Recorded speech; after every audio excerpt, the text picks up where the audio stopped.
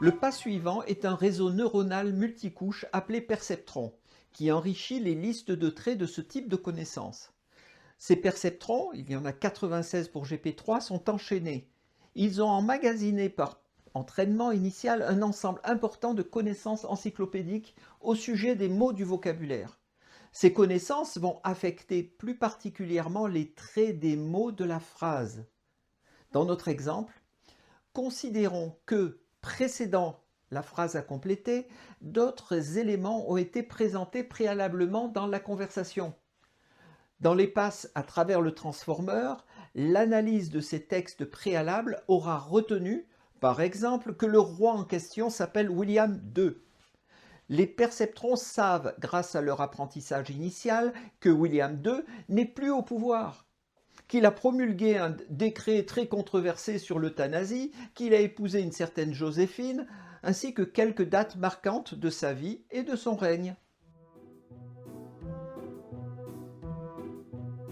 L'ensemble de traits de chaque mot, enrichi de contexte par la passe d'attention, traverse ensuite de multiples perceptrons, dépositaires dans leurs liens interneuronaux de nombreux détails factuels sur la vie et le règne de William II.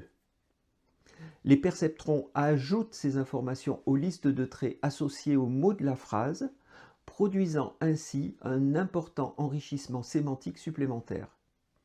Ceci va permettre, dans la dernière étape, de choisir le mot suivant, le plus approprié, pour désigner le siège du roi.